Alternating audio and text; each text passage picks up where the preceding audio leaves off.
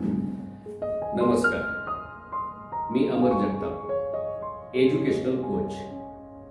21 वर्षापासून teaching profession मध्ये आहे आणि त्यामुळे मुलांची मानसिकता, मुलांचं विचार करणं, मुलांना कशा पद्धतीने काय आवडतं काय आवडत नाही याचा मला बऱ्यापैकी अभ्यास आहे. आणि म्हणून या चॅनलवरती मी आपणास पॅरेंटिंगच्या टिप्स किंवा पालकत्वाच्या टिप्स देत असतो.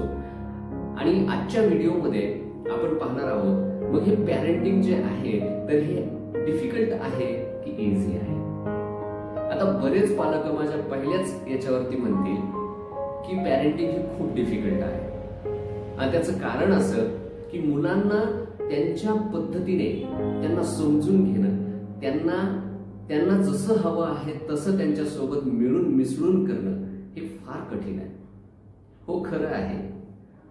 मग याच संबंधित नेमकं माझं मत काय आहे आज मी तुम्हाला त्यातली इन डिटेल माहिती सांगणार आहे की पॅरेंटिंग अवघड आहे की सोपी आहे. आणि मग अवघड जर वाटत असेल तर ती अवघड का वाटते, सोपी असेल तर ती कशामुळे आहे, किंवा अवघड असेल तरी ती सोपी कशी केली जाऊ शकते, या सर्व प्रश्नांची आपण आज पोलखोल करणार आहोत. आणि म्हणून तुम्हाला सगळ्यांना माझी विनंती आहे की आपण हा व्हिडिओ जो आहे तर अतिशय महत्त्वपूर्ण आहे, अतिशय तुम्हाला मदत करणारा आहे आणि अतिशय महत्त्वाच्या विषयावरचा आहे. त्यामुळे आपल्याला बरंच काही व्हिडिओ सर्व पाहिल्याच्या नंतर तुम्हाला मिळणार आहे. तेव्हा माझी सगळ्यांना विनंती आहे की हा व्हिडिओ आपण शेवटपर्यंत बघावा, आपल्याला बरंच काही यातून मिळेल. आणि आपल्या मुलांना म्हणजे तुमच्या मुलांना सांभाळण्यामध्ये तुम्हाला नक्कीच या व्हिडिओ पाहिल्यानंतर मदत होईल अशी मला शाश्वती वाटते. चला तर मग आपण सुरू करूया आजचा व्हिडिओ न वेळ गमावता. तर मग पॅरेंटिंग म्हणजेच पालकत्व अवघड आहे का की सोपं आहे? हे बघा मित्रांनो, माझी आता 2 मुलं आहेत. तर मला 20 वर्षाचा जो अनुभव आहे, 21 वर्षाचा जो मुलांना हँडल करण्याचा, त्यांना समजून सांगण्याचा, शिकवण्याचा सायकोलॉजिकल जो स्टडी झालाय तर त्याची नक्कीच माझ्या म्हणजे मुलांना सांभाळत असताना मला खूप मदत झाली. आणि खरंच मी सांगू, हे पॅरेंटिंग जे आहे तर हे एक स्किल आहे. खरं सांगायचं म्हटलं तर पॅरेंटिंग म्हणजे मुलांना तुम्ही जेव्हा सांभाळताना तर ही खूप आनंददायी गोष्ट आहे. मुलांना सांभाळण्यासाठी तुम्हाला जर खरंच त्यांना सांभाळत असताना तुम्हाला जर थोडंसं ते स्किल माहिती असेल ना तर खूप आनंद घेता येतो. बघा, बालपण हे एकदाच येतं, प्रत्येकाच्या जीवनात एकदाच येतं. पण मुलांना सांभाळत असताना तुम्हाला पुन्हा एकदा तुमचं बालपण सुद्धा आठवतं आणि तुम्हाला ते बालपण त्यांच्यासारखं त्यांच्यात मिसळून ते जगण्याची पुन्हा एकदा संधी मिळते. आणि खरंच मी हे अनुभवतो आणि मला मुलांना सांभाळत असताना मला खूप आनंद मिळतो. आणि पॅरेंटिंग करत असताना, मुलांना सांभाळत असताना बरंच शिकताही खूप काही येतं त्यांच्याकडून. इंग्रजी भाषेबद्दलचं बरंच काही मला इंग्रजी भाषा ते नेमकं बोलतात कशी सुरुवात करतात. मी माझ्या मुलांना इंग्रजी बोलायला शिकवलं आणि त्यांना खेळत असताना ते ज्या पद्धतीने त्यांनी सुरुवात जशी झाली त्यांची बोलण्याची किंवा भाषेचा विकास कसा होतो हे त्यांच्याकडनं मला खूप छान पद्धतीने शिकता आलं. तर ही खूप आनंददायी गोष्ट आहे. फक्त गरजेचं काय आहे की त्यामधलं थोडंसं स्किल आपल्याला माहिती असणं आवश्यक आहे. मग त्याच्यामध्ये महत्वाचं काय आहे की आपण त्यांच्यासारखं करावं लागतं.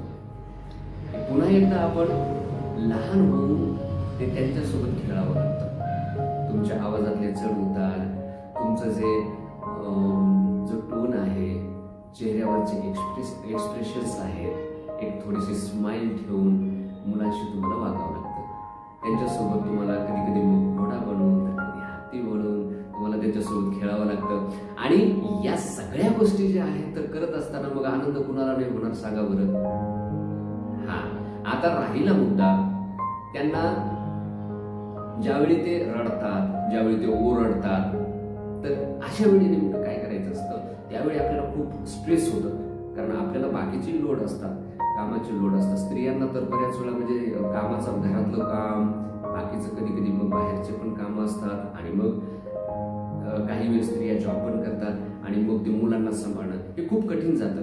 पण आपण शांत राहून मुलांना जर सांभाळलं ना, मुलांना जर ते समजून सांगितलं ना, आपल्या टोनमध्ये कन्व्हिन्सिंग टोन असणं फार गरजेचं आहे. शांत टोन पाहिजे, चेहऱ्यावरती तुमच्या एकदम शांतपणा दिसला पाहिजे. मुलांना एक्सप्रेशन्स तुमचं, तुम्ही चिडचिड होता कामा नये.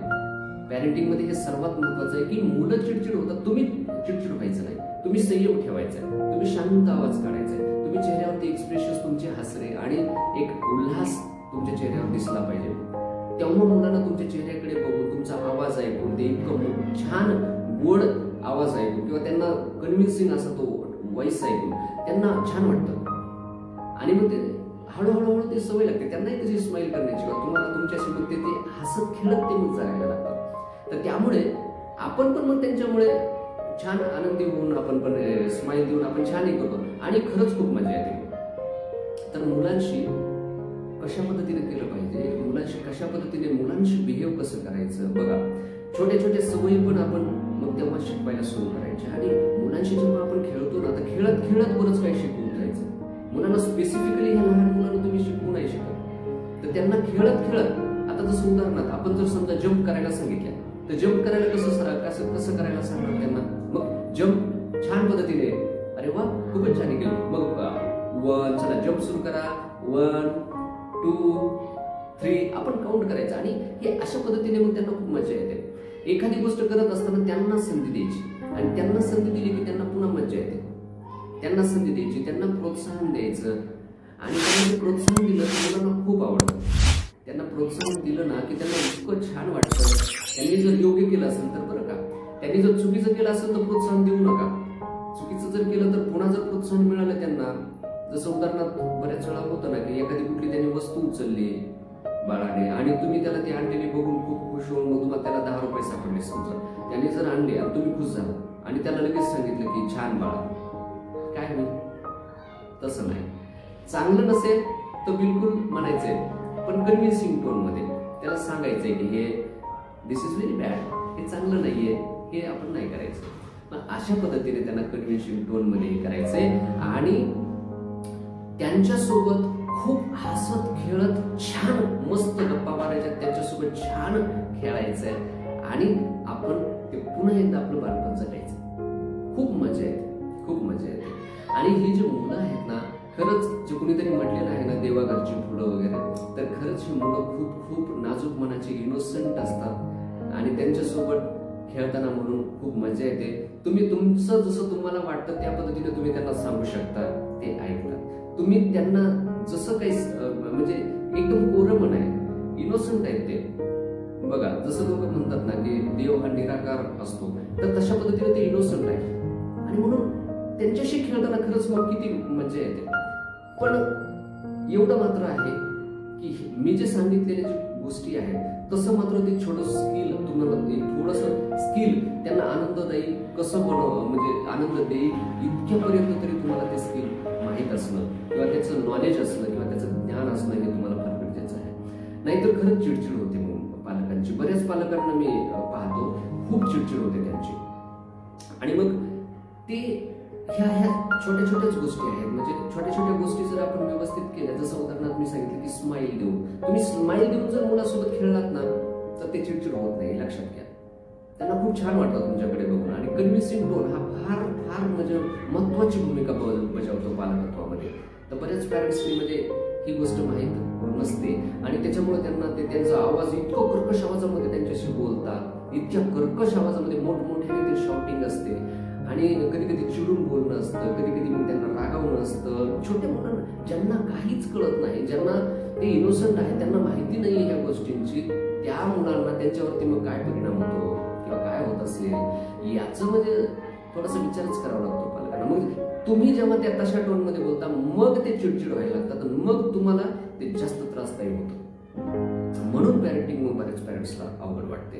तर पॅरेंटिंग, तुम्ही पालक आहात हे पहिली गोष्ट तुम्ही लक्षात ठेवा आणि पालकांनी अतिशय संयमाने मुलांना या स्किलचा वापर करून तुम्हाला ते करायचं आहे, तुम्हाला त्यांना सांभाळायचं आहे. आणि म्हणून बऱ्याच वेळा मग तुम्हाला चिडचिड जरी झाली तरी तुम्हाला संयम ठेवावाच लागतो. तुमच्याकडे पेशन्स असणं हे फार महत्त्वाचं मुलांना तुम्ही चिडचिड झालं की मग त्यांना चिडचिड होणारच, एवढं मात्र नक्की आहे. आणि म्हणून आनंद घ्यायचा असेल ना पॅरेंटिंगचा, तर तुम्ही संयमाने आणि मी जे सांगितलेल्या स्किल, जे चांगल्या सवयी आहेत 3-4 मी जे सांगितलं आता, त्याचा जर वापर केला ना तर पॅरेंटिंगचा खूप खूप आनंद तुम्ही घेऊ शकता. म्हणून या सगळ्या गोष्टींचा तुमच्या पालकत्व करत असताना, तुमच्या मुलांना सांभाळत असताना तुम्ही वापर करा, तुम्हाला खरंच खूप आनंद मिळेल. आणि म्हणून आपलं मी जे म्हणालो की पॅरेंटिंग मग अवघड की सोपं, तर खरंच हे सोपं आहे, अतिशय सोपं आहे, इझी आहे, डिफिकल्ट नाहीये. फक्त तुम्हाला मात्र हे शिकावं लागेल. आणि तुम्हाला खरंच पॅरेंटिंग कशा पद्धतीने इझी आणखी बनवता येईल, किंवा पॅरेंटिंग नेमकी कशी असते, किंवा काय केलं पाहिजे, आणि कधी या मुलांना किंवा कशा पद्धतीने तुम्ही त्यांना पॅरेंटिंग, तुमचं जे पालकत्व आहे तर हे निभावलं पाहिजे, हे जर सगळं शिकायचं असेल ना, तर माझं चॅनल जे आहे तर या चॅनलवरती, कारण हा जो विषय आहे अतिशय संवेदनशील आहे, मी या विषयामध्ये या विषयावरतीच मी बरेच आता व्हिडिओ अपलोड करणार आहे. तर तेव्हा हे तुमच्यासाठी खूपच हेल्पफुल असणार आहे, तुमच्या मुलांना सांभाळण्यासाठी, त्यांची प्रगती करण्यासाठी आणि त्यांच्या भविष्यासाठी अर्थातच.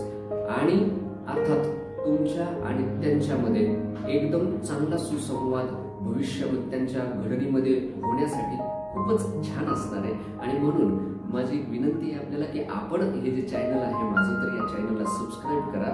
आणि आजचा व्हिडिओ थोडंफार तुम्हाला जर बरं वाटलं असेल, किंवा तुम्हाला थोडीफार जरी मदत या व्हिडिओमधून जर मुलांना सांभाळताना होत असेल, तर आवडला असेल तर व्हिडिओला लाईक करा. आणि आपल्या पुढच्या व्हिडिओसाठी आपल्या चॅनलला सबस्क्राईब करा. आणि जेणेकरून तुम्हाला जेव्हा मी व्हिडिओ अपलोड करेल, जसा व्हिडिओ अपलोड करेल तर तुम्हाला ते नोटिफिकेशन मिळेल, आणि त्या नोटिफिकेशन मिळाले की तुम्हाला व्हिडिओ पाहता येईल. आणि म्हणून सबस्क्राईब करा आणि आजच्या व्हिडिओला लाईक करा, कॉमेंट करा, तुमचं काय मत आहे सांगा. पॅरेंटिंग नेमकी कशी असली पाहिजे, तुमचं काही मत असेल तर तेही मला कॉमेंटमध्ये कळवा. नक्कीच मी ते वाचणार आहे. आणि आपले जे व्हिडिओ आहेत तर ते अधिक व्हिडिओ पाहण्यासाठी आपल्या चॅनलला म्हणजे आपण दुसऱ्या व्हिडिओमध्ये भेटणारच आहोत, तर म्हणून सबस्क्राईब करून घ्या. धन्यवाद.